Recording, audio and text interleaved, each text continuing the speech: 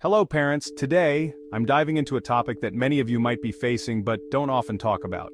Winter bedwetting in kids. It's more common than you think and there are reasons behind it that we can address.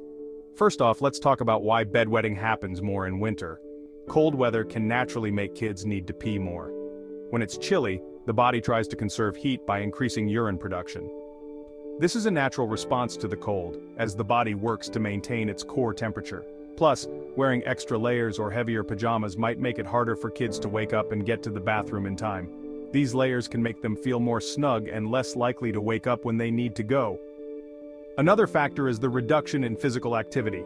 During winter, kids tend to stay indoors more, which can lead to a decrease in bladder control. The lack of movement and exercise can affect their overall muscle tone, including the muscles that control the bladder. Less exercise means their muscles, including those controlling the bladder, aren't getting the workout they need. Encouraging indoor activities that keep them moving can help maintain their muscle strength. Now, let's talk about how to handle it. First step, make sure your child is drinking the right amount of fluids at the right times. Encourage more water intake during the day and reduce it in the evening. This helps ensure they stay hydrated without overloading their bladder at night.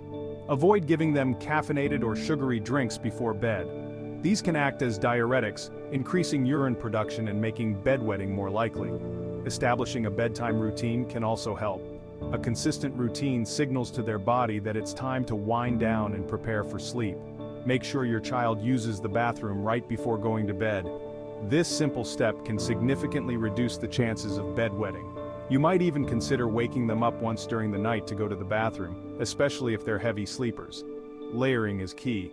Instead of heavy pajamas, dress your child in breathable layers that are easy to remove. This can help them wake up more easily if they need to go during the night.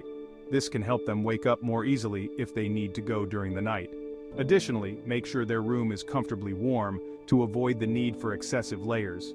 Consider using waterproof mattress protectors.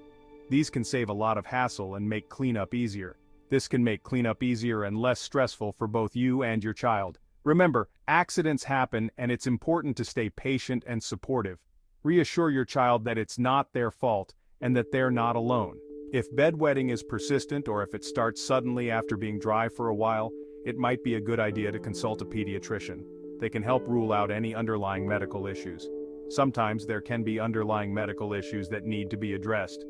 Conditions like urinary tract infections or diabetes can contribute to bedwetting. Winter bedwetting can be a challenging issue, but with understanding and some simple changes, you can help your child stay dry and comfortable during the colder months. Thanks for watching. If you found this video helpful, please like and subscribe for more parenting tips. We're here to support you through all the seasons of parenting. Take care and stay warm.